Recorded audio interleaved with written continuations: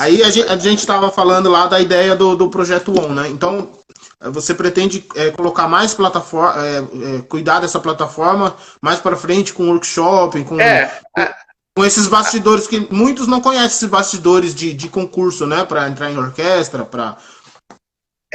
A minha ideia, Alex, é fazer algo tipo um Netflix do trombone, sabe? Muito legal, Então, muito legal. a minha ideia, por exemplo, é colocar lá um curso de frevo, um curso de choro, um curso de música popular. Quero fazer um desejo meu, algo para a banda marcial também, entendeu? Legal. Para que as pessoas possam ter acesso a esse tipo de conteúdo, que muitas vezes a gente não tem. E, enfim, encher de coisa legal lá dentro, sabe? O cara pode pagar uma mensalidade pequena, mas pode ter acesso a tudo isso, assim, sabe? Algo que ele possa ter como opção de ferramenta, né, para ajudar a desenvolver aí no caminho. Legal. O Paulo, ele pergunta se o seu curso ele tem um tempo para ser usado. Não, ali é igual Netflix. Você vai usar enquanto você estiver pagando a mensalidade. E outra, o detalhe, né? Você paga uma mensalidade, né, de R$ 29,90 e tem acesso a todo o conteúdo que está lá dentro. Né? Então, a minha ideia é exatamente isso. É um Netflix do trombone, né? Legal. Entendeu? Entendi. Pessoal, quem quiser mandar pergunta pro professor, fica à vontade, tá?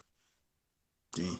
Carlinhos, e como que era conta um pouco da experiência das provas, né, que você fez, que você falou, eu tenho um grande problema, né, e esse curso vai me ajudar bastante, que é tocar sozinho. Tocar em grupo é legal, eu gosto, saio bem, mas sozinho ainda é um...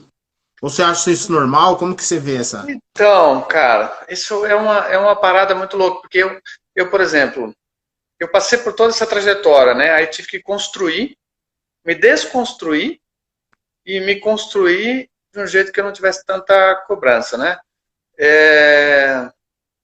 Como eu vim do popular, quando eu toco popular, eu não tenho essa sensação desconfortável, né? Eu desfruto muito mais, né? Mesmo quando eu era muito novinho, tinha 16 para 17 anos, eu tocava num combo, que era trombone, saxofone e cozinha. E, não tava nem aí, tinha que solar, improvisar, eu não manjava muito de improvisação, mas tocar, é minha vez, vou lá e toco. Não tinha muito essa pressão de ter que ter perfeição e tudo, né? Quando eu comecei a fazer música erudita, tem já um tipo de pressão adicional, muito por conta do contexto, né?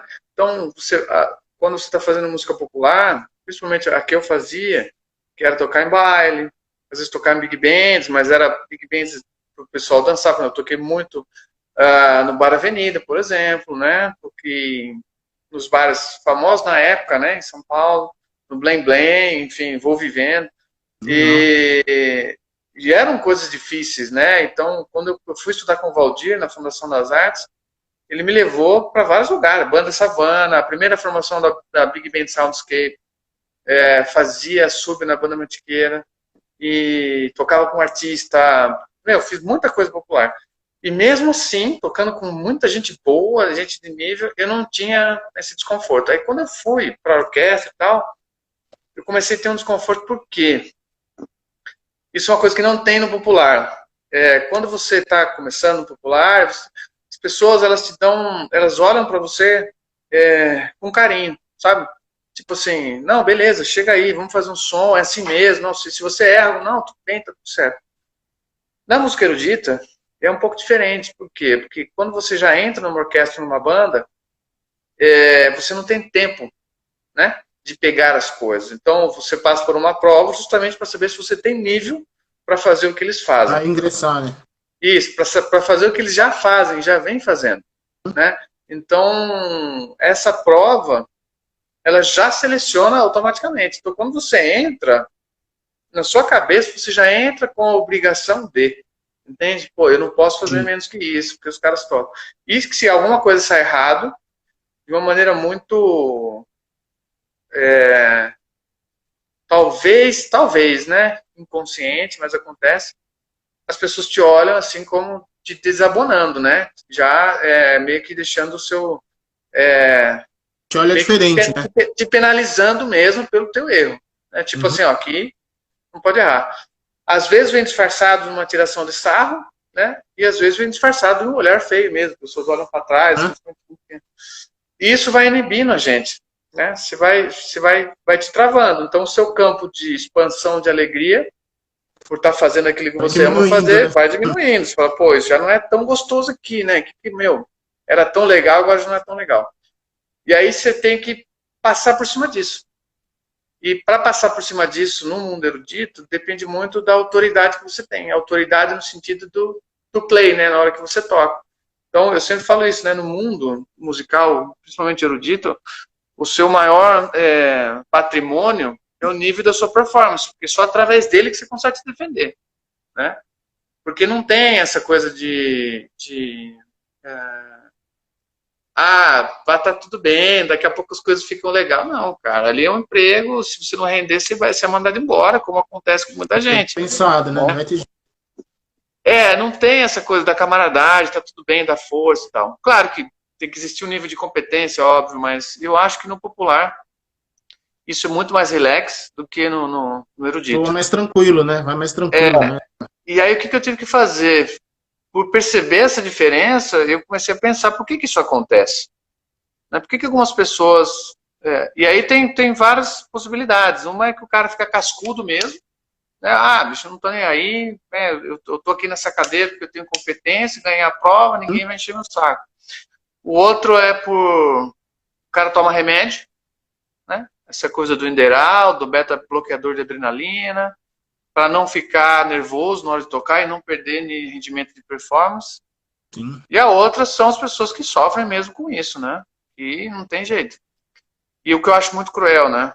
Então, a ideia de você trabalhar essa transição do medo do palco está muito relacionado a você se entender dentro daquele contexto, né? E aí o que eu tive que fazer foi isso, me entender dentro daquele contexto. Então, quando eu fui tocar na orquestra, na experimental, eu entendi que existia uma hierarquia, eu entendi qual que era a minha função, o que eu tinha que entregar, e tinha que realmente, todo ano, fazer uma prova lá para ver se você estava apto a continuar. O que, por um lado, é muito bom, né? Porque leva o seu nível sempre para cima, mas, por outro lado, você está em constante avaliação, e isso chega uma hora que cansa um pouco. Sabe? Você vai tocar o tempo todo, né? Todo mundo, pô, como é que vai sair e tal, não sei o quê. Aí você erra uma nota, as pessoas, pô, foi legal, mas errou uma nota. Então, quer dizer, a música, ela acaba ficando em segundo plano. O julgamento está quase sempre em primeiro plano. Muito baseado numa coisa muito errada, que eu acho, que a gente sempre se compara com aquilo que está anos-luz na nossa frente. Então, se você tem um trombonista muito top, as pessoas vão te comparar sempre com esse cara. Mas esse cara demorou anos para chegar no nível que ele tem, e você está só começando. Então é muito cruel, por exemplo, hoje um aluno ou alguém, né, de uma orquestra comparar com o meu trabalho, por exemplo. Né? Porque faz 20 anos que eu faço isso, então não tem como alguém que tem 5, 6, 10 anos de trombone ter o mesmo rendimento que eu.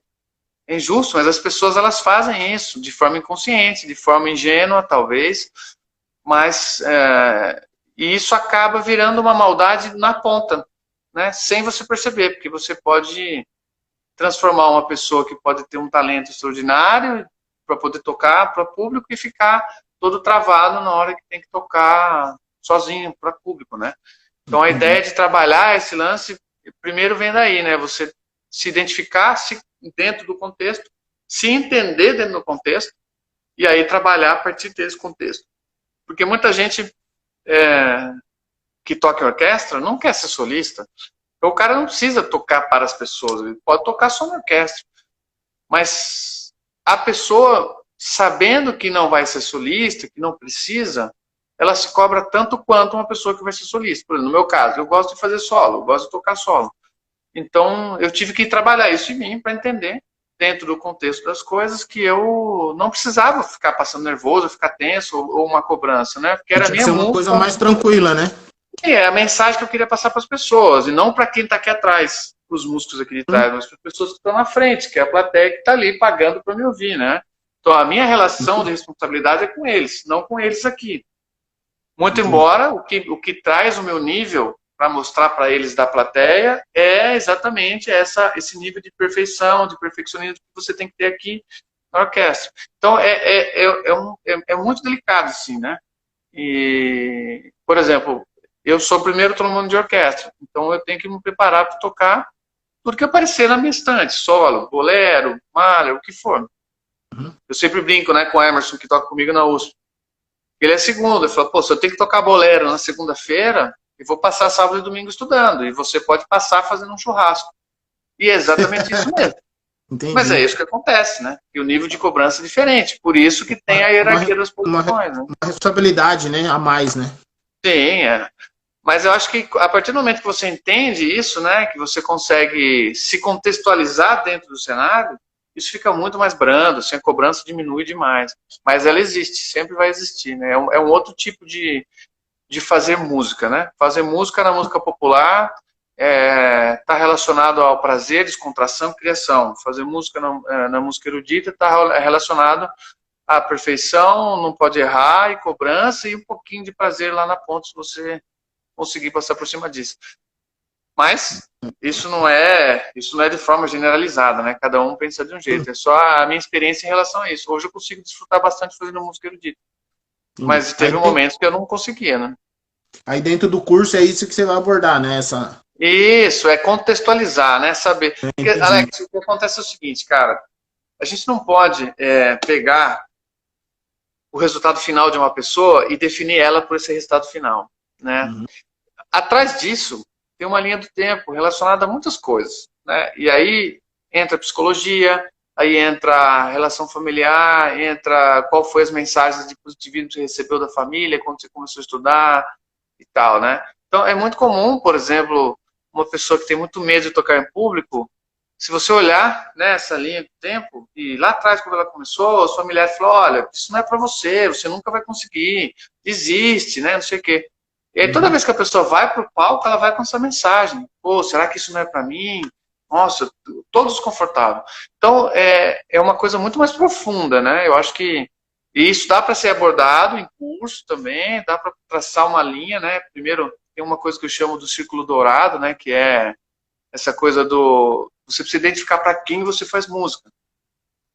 Das pessoas, eu já fiz um trabalho de pesquisa sobre isso, né? Das pessoas que eu entrevistei, que tive a oportunidade de fazer um trabalho quase de coaching mesmo, com a pessoa individual, a pessoa sempre está fazendo música para os críticos. Né?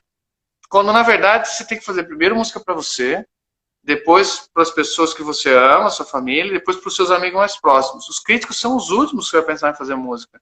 Ele não vai te afetar, né? Mas ele faz primeiro música para os críticos. E ele, nessa linha aí, se coloca por último. Aí ele fica com o que sobra. Né? E o que sobra é, pô, você tocou legal, mas errou uma nota. Pô, você fez isso, mas não tá tão assim.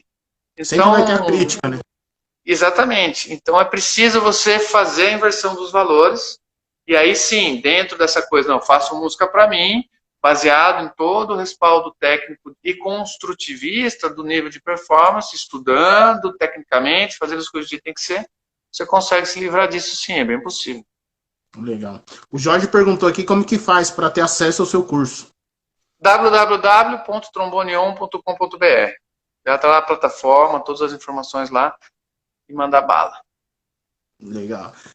Aí aí foi tranquilo, né? Hoje você curte mais ser solista. Você já pensou ou já te atentaram a virar maestro, a ter essa experiência como regente? porque a gente vê aí no mercado, por exemplo, o trombonista Sadal, maestro, o Polchuk, maestro, então grandes trombonistas aí, Marim Meira, tudo veredando para a arte da regência. Você já pensou em? Cara, eu para te falar a verdade, nunca pensei, não tenho vontade de ser maestro, mas eu adoro trabalhar com música de câmara. Uhum. Eu acho que a função de maestro é uma função bem ímpar, né? Principalmente porque por exemplo, como eu toco na orquestra, está acostumado a lidar com maestros que querem resultado muito pronto, né? Ali. E eu acho que o resultado ele só é pronto quando você tem músicos que tiveram, de uma forma igualitária, a oportunidade de conhecimento, de aprendizagem e acesso à informação de maneira igual. É muito difícil, cara, você ver pessoas que cobram dos músicos de um jeito muito cruel, assim, sabe? Uhum. E eu tenho uma crítica muito ferrenha a isso. Eu sou completamente contra, né? Apesar de achar que tem que existir a disciplina, que tem que existir a cobrança, mas eu prefiro sempre trabalhar esse tipo de resultado através do poder da música mesmo, né? E, a maioria das pessoas, por exemplo, que eu tenho contato, eu toco junto com o Wagner no trombonismo, né? A Uhum. gente tem um contato muito próximo.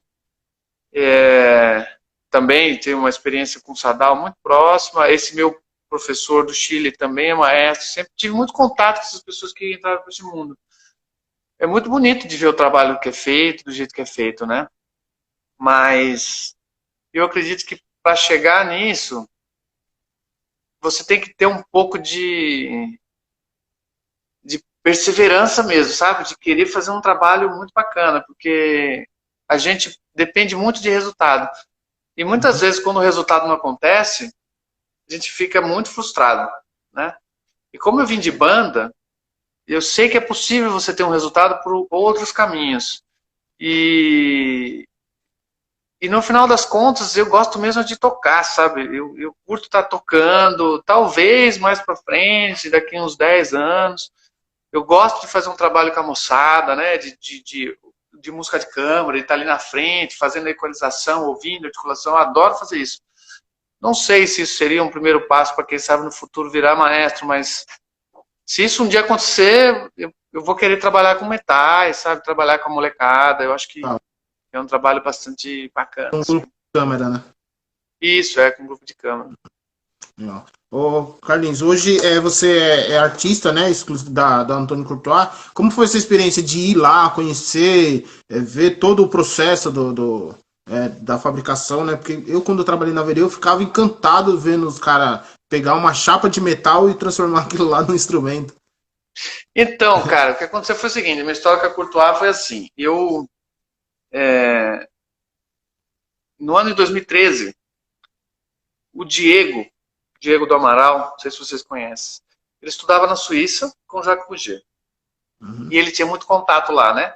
E aí, a Buffet, que é o Antoine Courtois, É do uma Groupon, marca, né? é uma marca do grupo Buffet Grapon. Ela queria entrar no mercado brasileiro. E aí eles precisavam de um artista. E como o Diego já acompanhava meu trabalho há um bom tempo, eles contrataram o Diego para ser conselheiro, né? Para Uhum. fazer esses trâmites aqui dentro, tal, de mercado. E aí o diretor geral do Grupo Buffet veio fazer uma visita no Brasil e eles me chamaram para uma reunião, né?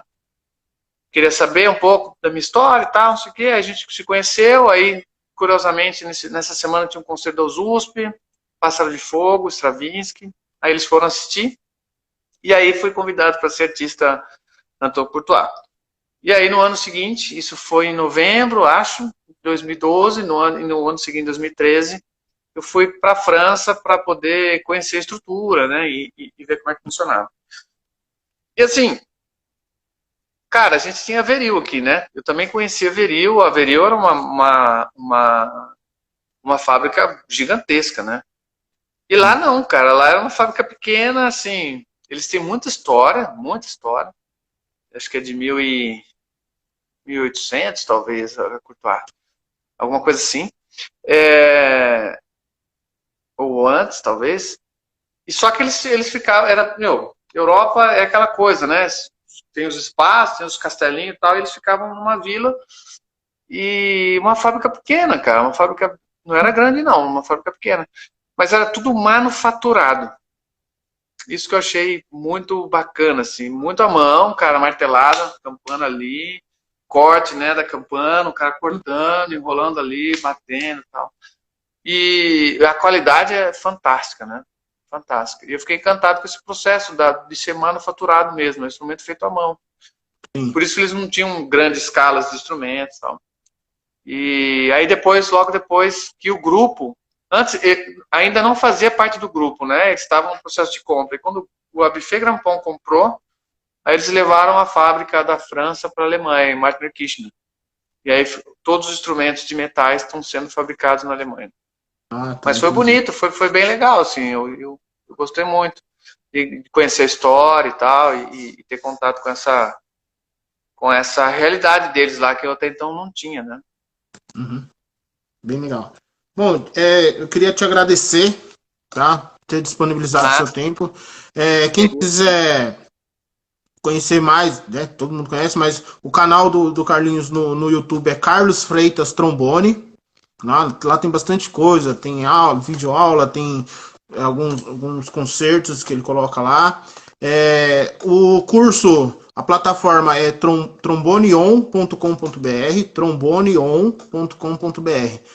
Vai lá, acessa, faz a inscrição e para a gente acompanhar ter acesso a toda essa plataforma aí de curso de trombone. Professor, muito obrigado. Tá sucesso cada imagina, vez mais.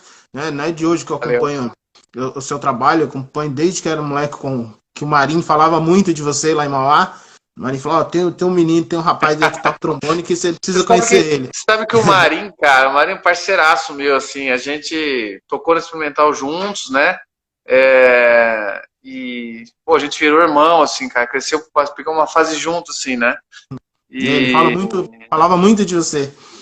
a gente foi junto, assim, né, cara? Bem junto, assim, nessa fase. E a gente tem um contato, tem uma história muito bonita, muito legal.